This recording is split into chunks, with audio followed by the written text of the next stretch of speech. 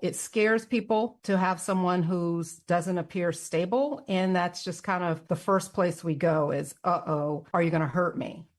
Are you ready? Are you sitting down? The Shine On Podcast 2022. I've said before and I'll say it again. Divorce affects so many people out there. The money, the property, the assets, so many high-profile divorces. The conflict, the allegations, huge legal fee and support awards, you name it. Divorce is a true team sport. Incredible insight, hot divorce stories. Shine On Podcast, Shine On Podcast. The Shine On Podcast 2022.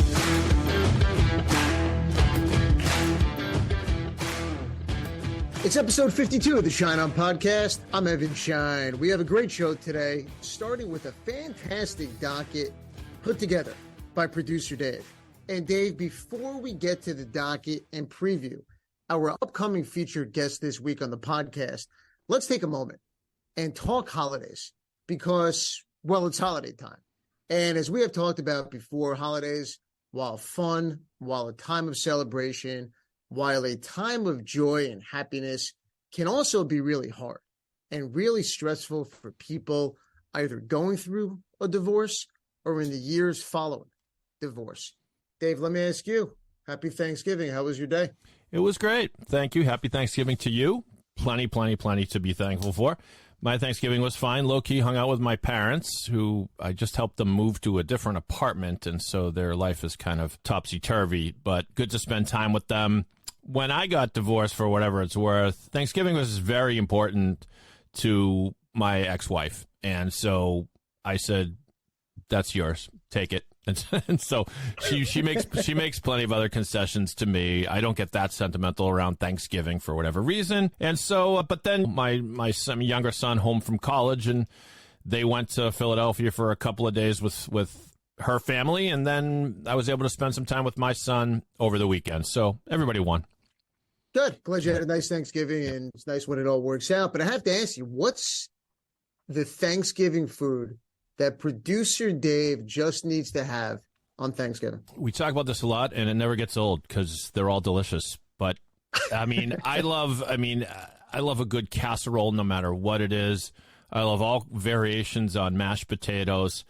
But I think the leader in the clubhouse for me in recent years has become mac and cheese. It's a nice compliment, and I don't think I've ever had bad mac and cheese. Interesting. Mac and cheese, I like it. Look, my daughter likes it too. But look, I'm original. I like stuffing.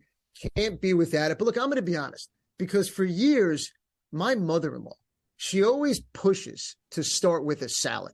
And she wants to have a course dedicated to just salad. And every year I say the exact same thing. Who the hell wants to eat salad on Thanksgiving? I mean, who pushes off the main meal so people could sit down and eat salad first? Look, people come for the turkey, the stuffing, the sweet potatoes. Apparently, in your world, people come for the casserole and the mac and cheese. But look, it's like going to see Springsteen, and the opening act is a no-name that seemingly goes on forever. Nobody wants the opening act, and no one wants the salad. But look, I need to give my mother-in-law some credit. Great Thanksgiving spread this year. Okay. And finally, Dave, 10 Thanksgiving meals later, there was no salad. No salad. Good. Finally, there was no salad. Although I did have to push up the meal start time a little bit. But look, I'll take the no salad and I'll run with it. Yeah, just a few bites of one salad could mean one fewer yam or one fewer a smaller slice of pumpkin pie, and you can't afford to make that mistake on Thanksgiving. It's a crucial mistake. I mean, it's absolutely a crucial mistake. But Dave, let's shift from the food to the feelings. What are the emotions that you feel this time of year, having gone through a divorce? And does holiday time get easier with the passage of time? Maybe a little bit. I think it kind of goes in waves. It takes a little getting used to. And I guess what I'd say to people is, if you got divorced with an eye towards getting yourself in a happier place, then you did the right thing. No one can decide that except you. And so you shouldn't live with regret but you will always miss things. Divorce is always, I think, a little bit sad. Even the most amicable divorces will be a little bit sad. You're going to be spending with different people. But knock on wood, I get along with my ex. I'm reminded of the story of my Uncle Mike and my Aunt Maureen, who got divorced. And it was, I think, a little bit of an acrimonious divorce, and we didn't see him for a few years. And then all of a sudden he started appearing again at holiday things. And after a while, it was natural to see him at family things. We wanted to see him. And his ex-wife, my Aunt Maureen, she wanted to see him there too. So I like to be an optimist and think that these things can change over time. Always be a little bit of sadness, but you'll come back to some version of happiness and hopefully not feeling too sentimental and sad. And Dave, we are in full holiday mode here on the Shine On podcast, and Christmas comes just a little bit early on the podcast this week as we have an absolutely tremendous featured guest. And today, I sit down for an incredible interview with Dr. Tracey Marks, who is a general and forensic psychiatrist with over 20 years experience. She's the author of the terrific book, Why Am I So Anxious? We're going to talk with Dr. Marks about her book and her mission to increase mental health awareness. Today, we talk all things mental health and dive into the interplay between family law matters and mental health. And we asked Dr. Marks, who has devoted so much of her career to education in the mental health field, what does she want her legacy to be? So stay tuned for the answer to this and so much more coming up from my great conversation with Dr. Tracey Marks. But first, Dave, let's get right into the docket. Let's do it, my friend. And now, let's see what's on the docket. Just like your spread at Thanksgiving, a jam-packed version of the docket. And the first one comes to us from Yahoo Entertainment. Item 1.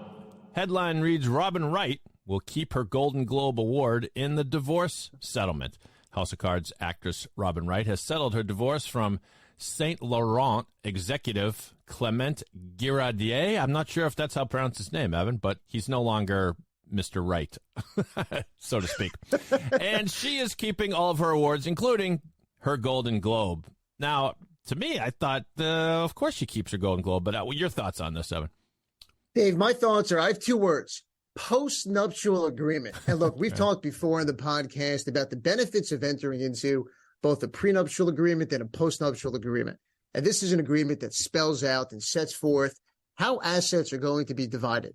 But it doesn't stop there. You can address spousal support, legal fees, protecting a business, stock options, what assets are going to be marital and subject to division in a divorce, or the assets that are going to be separate property. The prenup and postnup conversation is one that I'm having, Dave, on an almost daily basis. And it makes all the sense in the world for so many people, and it made all the sense in the world for Robin Wright. Look, reports are that Wright acknowledged that she has a postnuptial agreement which spells out exactly what the other will get in the divorce. And even in the short-term marriage that Wright had, having an agreement prevented litigation over so many issues. The issues that were settled likely in the postnuptial agreement that she had included the Golden Globe Award that she won for her popular show, House of Cards, along with any trademarks in her name. And the reports are that she'll also keep payments and royalties and earnings and income and fees that were generated from her TV career. And look, Dave, you mentioned this seems obvious to you, but what may feel obvious in the Wright settlement, no pun intended, the reality is when couples divorce, what feels right is often not the right way assets are divided, which is why the postnuptial agreement in this situation for Robin Wright, who is a successful actress, made so much sense and saved so much time, so much litigation, so much legal fees, battling over issues that were already resolved in a postnuptial agreement. We move to another celebrity divorce, this time an athlete, and this item comes from essentiallysports.com. Item 2. Headline says, divorce is actually more functional. That was Chris Everett's poignant realization about life's harsh nature after 3 failed marriages in 2011. Things were not great, reads the article, when Chris Everett and Andy Mill divorced. For a minute, she thought of a happily ever after life with Greg Norman. I didn't realize they were married. I don't know if you did, Evan. However, did I? I didn't know. Yeah, I think it was for a blink of an eye, about 15 months or so. Correct. And 15 months later, they got divorced. But even then, reads the article, she managed to build an amicable relationship with former husband Andy Mill, who is the father of their children. Your thoughts on this item, Evan? Dave, yeah, look, this is a story of how Chris Everett, built the relationship that you described, really an amicable relationship with Andy Mill, the father of her children, how despite the devastation, the destruction, the dark days that filled her divorce from Andy Mills and then Greg Norman, as you mentioned, she was able to find a way to communicate, co-parent, and be cordial with Andy Mills. What helped her do this? Look, that's the magic question that so many people want the answer to. The secret, the strategy, the science of how to make a co-parenting relationship work. And look, there is no one-size-fits-all secret. It's different for each and every person. But the article goes on to talk about how Everett and Mills lived only 15 minutes away so they both could be close to their children. So I'm willing to bet that this played a tremendous role in their co-parenting relationship and their ability to parent their kids and the respect that they had for each other. But Dave, Everett has a powerful line from the article, one that I read over and over. Divorce is actually more functional than many marriages. And so, Dave, let me ask you your thoughts on this line as you think back and you share your experiences with other people who are going through divorce, who might be on the fence. Should I get divorced? Should I stay in this marriage? As a divorce attorney, I counsel people on this all the time as well. But what are your thoughts on a line like Everett says, divorce is actually more functional than many, many marriages? Well, it can be. I think she's describing best case scenario, because when we talk about these things, we have to be respectful to the people who are going through really nasty divorces where nothing's functional, right? Because we know they're out there. You obviously know they're out there, Evan. But I think part of the reason why she may say that is because once you get past the hurt feelings and everything, a divorce is really a plan, as Evan, you construct them. And so therefore you kind of have a lot out in the open, like when are we going to spend time with this kid? Who's going to pick up whom? And it gets all laid out, many times written down on paper. And it's kind of settles a lot of things that maybe a married couple never really gets out in the open. Who's responsible for what, who pays for what. And I think that's why she may say that. So there is some comfort to the structure of a divorce. Next on the docket comes from the Washington Post, and it is subject of an advice column. Item 3. Columnist in the Washington Post, Carolyn Hacks, receives the following letter.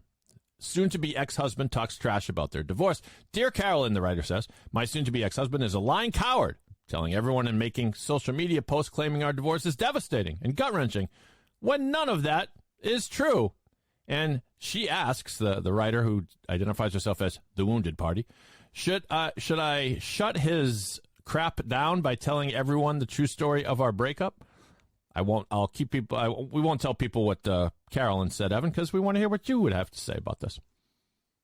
What a tough spot, Dave, and a spot so many people find themselves in. I have 3 takes, and they're all tied together. My first take is take the high road. In the short term, you may want to correct the narrative, the lies, the false story that's being put out there by your soon-to-be ex. I get it.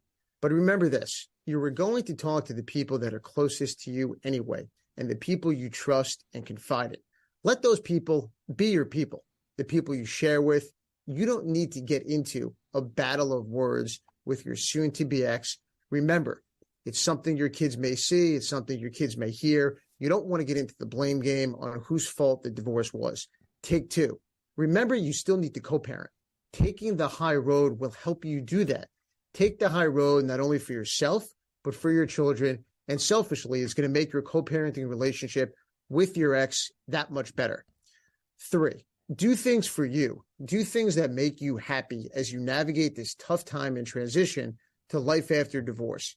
And if you need help, a pick-me-up, a motivational person by your side, there's so many wonderful people out there, divorce coaches, therapists, people we've had on the podcast. The list goes on and on to help you make this transition and to feel energized about yourself and your future during one of the darkest times in your life. But let's go from Dear Caroline to Dear Dave. What are your thoughts? Should she go public? Should she correct the narrative in social circles, friends? It's a tough question. Well, as I'm a podcast guy, I'm not a practicing lawyer, but I am still a member of the bar. And one of the tried and true tenets of any litigation is don't put it in writing unless you have to, and don't put it in writing without realizing that it could come back to haunt you. That's what I kept thinking about in this one is why put the dirty laundry on social media? Why are you just trying? This to me is a symptom of kind of the worst social media phenomenon. I admit I do go on Facebook a fair amount, and sometimes people are just asking for sympathy. They just write on their Facebook post, "Man, I'm having the worst day. ... Come on. Don't tell the world and go, that's pathetic. Go to a close friend. If your divorce really is devastating and gut-wrenching, why are you writing that on your Facebook page instead of talking to your best friend or your therapist about it? Let me ask you, could something like this come back to haunt him in the divorce proceedings?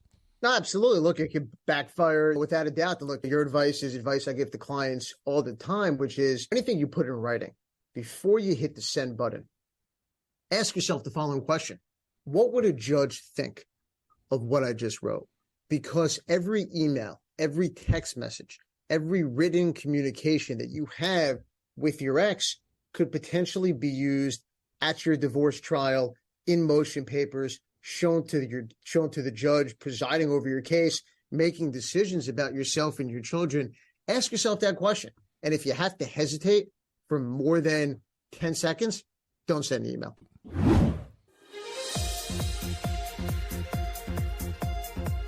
So, Evan, first time on the show, on the Shine On podcast, we have listener feedback and a listener question.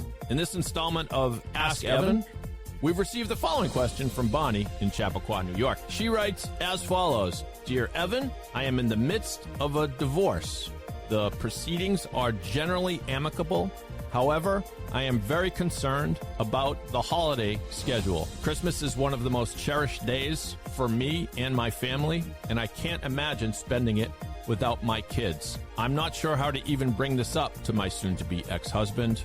What advice can you give me? Bonnie from Chappaqua, fantastic question. Look, let me say this. The holiday time for people going through divorce and separating is one of the hardest times for people. Look, as you mentioned, you're used to spending every Christmas holiday with your children. Now, the reality sets in, now that you're separating and divorcing, that may not be the case. There are going to be days and nights and weekends and holidays and time in the summer that perhaps you are not necessarily going to be with your children. Again, not easy. But if Christmas is really important to you, make that clear to your soon-to-be ex-husband. Let him know how important it is to you and your family, the tradition. Perhaps figure out a way to divide the holiday. Look, for some people, Christmas Day is more important than Christmas Eve. For other people, it might be the opposite, where Christmas Eve is more important than Christmas Day. And you know what? If both Christmas Eve and Christmas Day are important to you, then use that as something to make clear and be willing to perhaps give other things or concede other points to your soon-to-be ex-husband. Look, everything's a negotiation. You have to pick your spots, what's most important. And if Christmas is important to you, negotiate it, bring it up to him, explain to him why it's important, and perhaps even find a way to include him so he too can feel like he's part of the children's holiday plans, the schedule. Our featured guest on this week's episode of the Shine On podcast is Dr. Tracey Marks. Dr. Marks is a general and forensic psychiatrist of over 20 years. She's the author of the new book, Why Am I So Anxious? Powerful Tools for Recognizing Anxiety and Restoring Your Peace. Dr. Marks, welcome to the podcast. It's great to have you with us. I'm happy to be here. And I'm excited for today's episode. We're going to talk all about mental health, anxiety, and your book. But let's start with what inspires you to help people with mental health issues? Oh, wow. I think I've always had a soft spot for people who were hurting inside versus, broke your foot or were social outcasts. I'm thinking about when I was a child in school, kind of wanted to befriend the person who didn't have any friends, that kind of thing. But as my motivation has evolved over the years, really wanting to help people with emotional pain over physical pain is really what got me to change my specialty of choice in medical school from internal medicine to psychiatry. And I just think the impact of having someone feel mentally well is just so great that I just think it's central. And Dr. Marks, I absolutely love that. Hearing you say that, we hear so much about mental health coming off the pandemic now that we're on the other side of it. And it feels good to say that we're now on the other side of the pandemic. Give us a stigma or an example of a stigma that's attached to mental health. And why is it troubling? Despite all the progress that we've made as a society, in the field, in your profession, is there an example of a stigma that is still attached to mental health? Oh, yes. I would say probably the one that's the most prevalent and even dangerous is that people with mental health problems are dangerous or violent. So mass shootings are because someone went crazy and lost, even though sometimes that is the case. That is a minority of people who become delusional and then become violent toward others. But I think it scares people to have someone who doesn't appear stable. And that's just kind of the first place we go is, uh-oh, are you going to hurt me? And Dr. Marks, you mentioned the violence, and I know your work sometimes crosses over to the world of criminal law and the criminal justice system. So tell us about that. Yes. So forensic psychiatry is the interface between legal issues and psychiatric issues. I don't do any pathology or crime scene analysis. It's about evaluating any kind of mental health issues related to whatever the legal situation is. So in the case of, say, a criminal matter, if someone is accused of committing a crime, sometimes someone will raise the insanity defense. Was this person negatively affected, or did the person's mental condition affect their behavior in such a way that they should be considered not responsible for doing what they did? There's also civil issues, which is completely different, and that's looking at mental health issues in the setting of civil legal proceeding. Dr. Marks, tell us how the perception of mental health has changed over the years since you first started in the field. Well, I would say that when I first started in the early 2000s to now, how we talk about it, just the amount of time we spend talking about mental health has increased dramatically. It's no longer something people have to whisper about, or at least that we hear more about it publicly. Now, that said, there has been some negative fallout from that of maybe people overcalling too much of calling themselves as having a mental disorder or trying to diagnose themselves or others, kind of throw around the term, well, my ADD, kept me from doing this. And, do you really have ADHD or did you just watch a lot of videos online? Sure.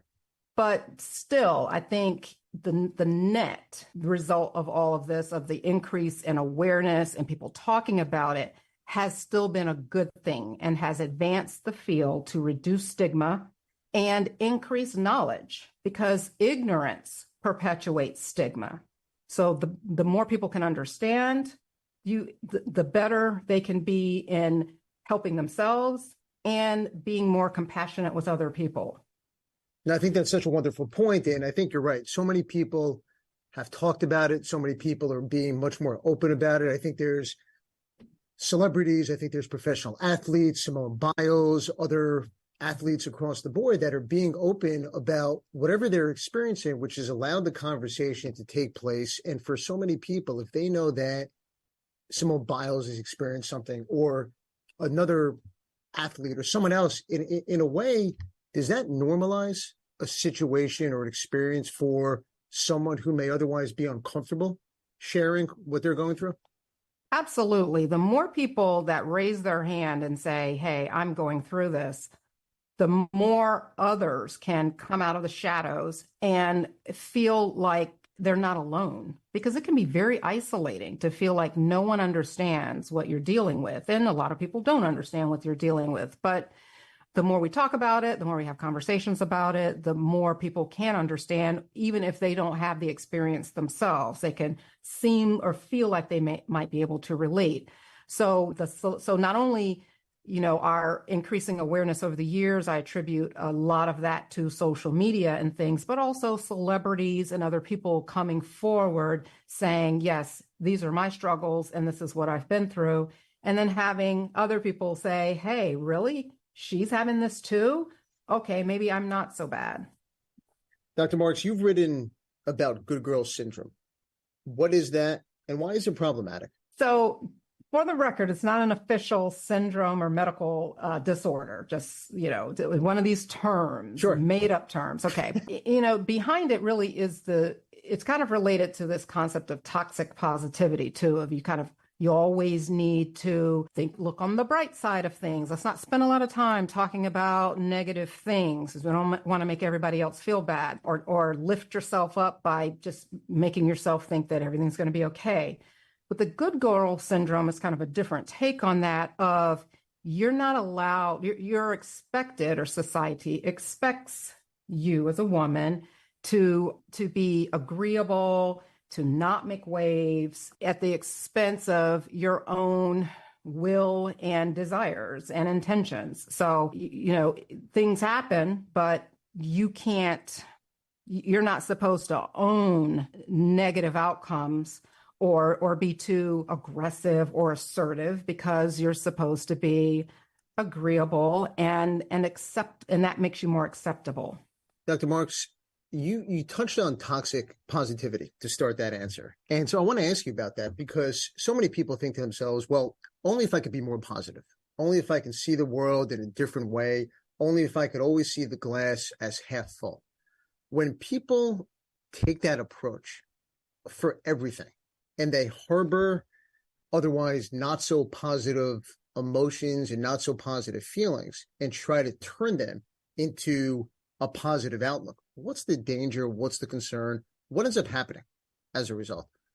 So what ends up happening is when you take the extreme. So let me just back up a minute in that there's two sides of this. On the one hand, there needs to be some acknowledgement that you have this negative experience or you have a negative reaction to something.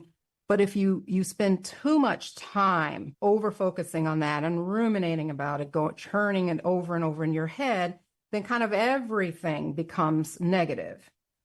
If your reaction to that is to pretend like you don't really have these negative feelings because that looks bad, you're not acknowledging that your true feelings. So what do we do about this?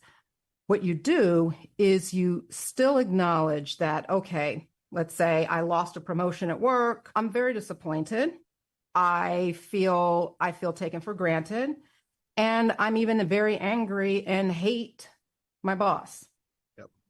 But I'm still going to try and be hopeful that I can rise above this. Maybe I'll look for a different position, a different responsibility. Maybe this will give me some more time to develop. So that positive spin on it is a way for me to manage my negative emotions and find a bright side without disavowing these other negative emotions that I really do have, like hate and envy and things like that. The toxic part of it would be for me to pretend like I don't really feel that way when I really do. That's a great example and great distinction. Dr. Marks, in my area of expertise, the family law field, as a practicing divorce and family law attorney, the issue of mental health often comes up in separation, divorce, or when people are trying to keep their families together. But sometimes people use mental health against their spouse. If someone's going through a mental health issue, one spouse may try to use that against the other spouse as a weapon.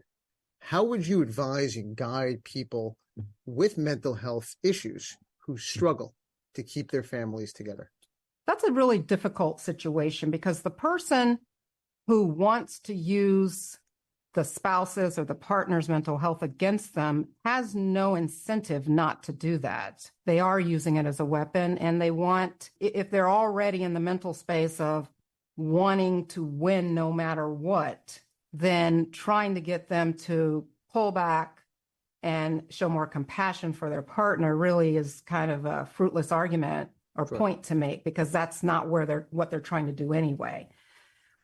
On the other hand, the person who let's say wants a separation or a divorce, but doesn't want to rub their partner's face in it. They just want out. They're not necessarily trying to be dangerous, or they're not necessarily trying to be hurt. I would say that that person has to keep top of mind the ultimate end point here. Yes, they want to be out of the relationship, but ultimately they've still got a family that they've got to think about. They've got children. And at the end of the day, if they want to minimize the damage to their children, they've got to be as compassionate and loving toward the spouse that they don't want to be with as much as they can, just to get past this transition that they're trying to make and look more toward the future than the present. Dr. Morris, that's a great point. And I want to ask you about medication, because everyone has a different philosophy. And I want to ask you about your philosophy. Do you have a certain thought as to when medication is the answer for a mental health problem and when it's not? Yes, I do have thoughts about that. Generally, we look at treating someone with medication when the symptoms are severe enough to cause functional problems for them. What would those functional problems look like? We kind of look in three areas. Their personal life, which would include like their own personal hygiene, their sleeping, things like that, how they're functioning, occupational life or school, if they're still in school, and they're also their relationships. How much is how they feel affecting their relationships? Are you storming through the house, snapping at everybody, slamming doors, everyone around you is tiptoeing and unhappy? You've got a bigger problem than just kind of suffering in silence where no one notices. Also, but that said, medications aren't for everyone. Now, I have seen people who have kind of limped along in life with, say, a moderate level of depression, and they're still able to go to work every day, earn a living, all of these things, but they're really unhappy and their own interventions aren't working well enough for them, but they're kind of operating at half mass. Finally, that person finally decides to come for treatment and try medication because they were against it before.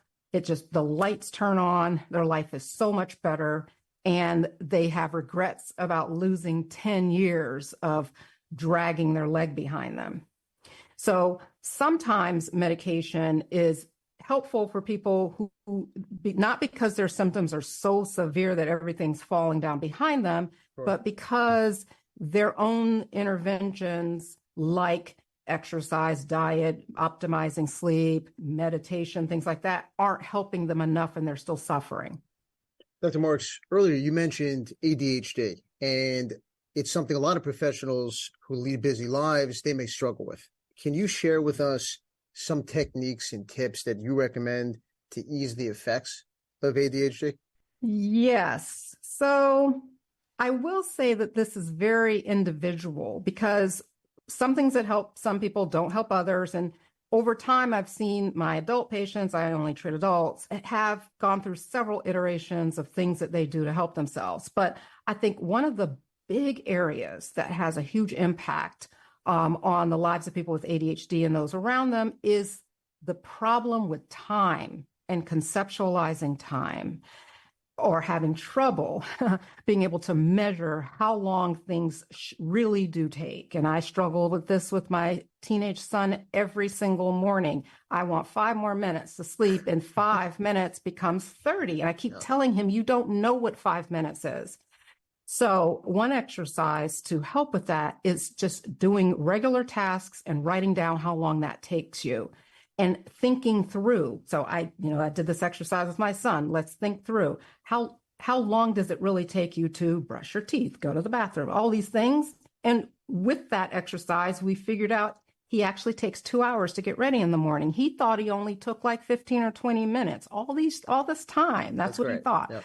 So I think that's one of the things that's just one approach to improving your life, because that time thing affects other people too. People get angry. They feel like you don't respect their time, and it can cause a lot of relationship problems. No, it's a great example, great story. Dr. Marks, with the political and cultural climate in the U.S. and all the divisiveness that we hear about and that's been going on for years, is our country at a low point in terms of general anxiety and the stress?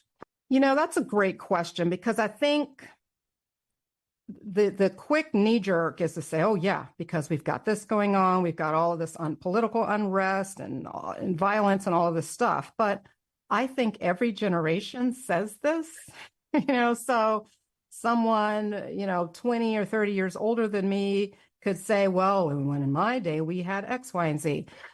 I think, though, the difference now is I do think there is a greater impact with kind of the global pandemic issues and things like that. That is not something that's been present every single generation. Sure. But then also the increased awareness and conversation that we're having about this in multiple settings that gives the appearance that we're talking about it more. So therefore, it must be more present.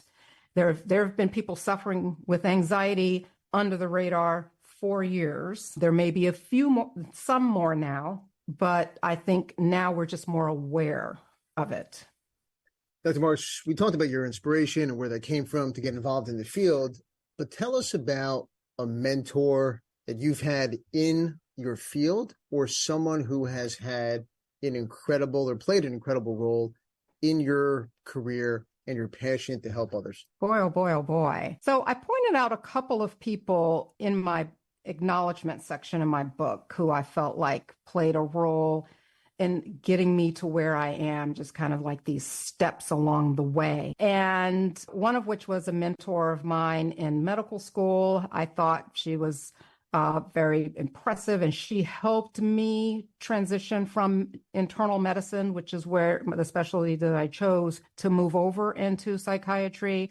I still am connected with her and then my residency program director. This isn't intentional that these are women, but hey, and then there was also a male attending as well. But I was really also impressed or have looked up to a woman attorney that I worked with on a legal case, who I just was so moved by her enthusiasm for the work that she does. I mean, you just sit in her presence and she's talking about the law, and you could just see, her face light up as she's talking. And I'm thinking, and she was older. She may be retired now, but at that time I thought, you've been doing this all these years and you're not jaded, like you're still excited to be working in this field. And so that was really impressive. And I channel her from time to time. No, it's fantastic. And look, I always get asked, as a matrimonial and divorce attorney, how am I not jaded and all those things. And I can totally relate to that story. Dr. Marks, you mentioned your book. And so let's talk about that. It came out in August of this year. Why Am I So Anxious? Absolutely fantastic. What was your inspiration to write the book at this moment in time? At this moment in time, or what prompted me to start now at this time, was I had several requests from people watching my YouTube channel or YouTube videos for something written. I'd see people say, I take notes, but do you have anything written? And I realized, well, I don't, because I'm so busy making videos. So I started out with a bipolar manual, because that was the easier thing for me to kind of pull together fast. And then my next project was going to be starting from scratch, writing on anxiety. But then my publisher approached me. And so when it comes down to it, that's really what got me on the track to doing it, is being asked about writing the book. Throughout your research, throughout your work and the videos on YouTube, which are great and such an incredibly valuable resource for people, in the writing the book on anxiety, what did you find was misunderstood about anxiety? People use the word, it's a buzzy word, they throw it around. Did anything come across as misunderstood that you would want people to know? Two things come to my mind. One is the idea that there's a limited number of things you can do for anxiety. And therefore, if I do breathing and that doesn't work, then nothing works. And even people having a hopelessness about being able to help their anxiety on their own. And I even had some of that in my practice. I would talk with people about doing things. Oh, I've tried all that stuff. Nothing works. And what I came to realize is that true, not everything works for everything. And that's the key, is that you've got to take some of these self-help tools and layer them. You can't, one thing isn't going to knock out every symptom for everything. And that's even the case with medication. You can have anxiety, take your medication, and it's not like you're going to be anxiety free. You just may have less of this or less of that. And then the second thing that kind of popped to my mind, which is a little more niche of a realization, is I do think there's a misunderstanding about OCD. I hear it, and I guess I'm going on this based on like TikTok videos and things where people will just say, well, my OCD stirred up today, and da, da, da. People with OCD really suffer. I mean, it can be really severe. And for some people with it, it seems minimizing for people to just kind of throw it out there like that. Oh, well, I'm cleaning today. My OCD's, up. So I do think, I do think that having a better understanding of the extremes, so what mild anxiety looks like and what severe anxiety looks like, and then a lot of people are in the middle, I think that's very helpful to just have a better perspective on what we're dealing with here. We talked about social media, and you have these videos on YouTube and the book and such great stuff. And the ability for people to access information has never been better. It's never been greater. But there's also another side to it in terms of who's putting information out there. When people use the words, whether it's OCD or bipolar or anxiety, is there a concern? Is there a risk that some of the information or the content that a layperson may be putting out there or posting is troubling and it can do more harm than good? Yes, absolutely. And I'm not sure what the answer or solution is to that, because it shouldn't be, well, let's all just shut up about it and go back to the way it was where we don't talk about this. Sure. But perhaps having a way for social media channels to authenticate authoritative sources so that people can have a better idea of what they're more likely, what they hear, whether or not it's more likely to be accurate or not. But even if everything's labeled that way, still people will be attracted to the 2 things that you need to know that your doctor never told you, that this is the solution and you'll cure this. I mean, there will still be those videos and people will still want to watch those videos. So no great answer. No great answer. Yeah, it's a double-edged sword. But in many respects, it's outweighed by all the valuable and wonderful resources. And I would think it's also incumbent to an extent on the person who's accessing the information to do their best to filter and to find the most credible and authoritative resources and information out there. Correct. Absolutely. Dr. Marks, you've done so much in the field, over 20 years in the field of psychiatry. You have the book, you have the videos. As you think about what's next for you and give thought to your career, the past, the future, what do you want your legacy? 2 things. I'd like it to be a continuation of what I've already started, even if I'm not attributed to contributing to this movement of more information, better understanding of mental health. Where I'm kind of going in part 2 of my legacy is moving into creating a mental wellness type of space where people can get a little bit more support beyond just watching a video about this topic for 5 minutes, and learn how to live well, live better. We all need that, but where do we get that information from? So being able to help people and equip people on how to live better and be better. Dr. Marks, I love that. How to live well, live better. Your book, Why Am I So Anxious, out this year, is a must read. You have the videos, the book, as I mentioned, the incredible resources. Tell everyone where they can find out more information about you, access the videos, and pick up a copy of the book. Sure. So my main hub is my website, which is markspsychiatry.com, and that's MARKS, and which is my last name, and then psychiatry.com. The main social channels that I'm on, and my book is also there as well, but it's also available wherever books are sold. And then my social media places where I hang out is YouTube is the main place, and then Instagram and TikTok. And my handle for all three of those is Dr. Tracey Marks, DR, and then Tracey, Tracey Marks. Dr. Marks, this was absolutely fantastic. I want to thank you for coming on the podcast. It was a pleasure. Thanks for having me on. Episode 52 of the Shine On podcast. Dr. Tracey Marks was absolutely terrific. Her dedication to the mental health field and education, wow. Her book, Why Am I So Anxious? A must read. Producer Dave, what a show.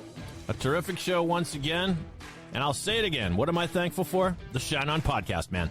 Absolutely. There we go. And Dave, we're thankful for you. And thank you to all the listeners. You can listen to the podcast on all major podcast platforms, Apple, and wherever else you listen to your podcast. Follow the podcast and subscribe. I'm Evan Shine, and I'll talk to you again real soon.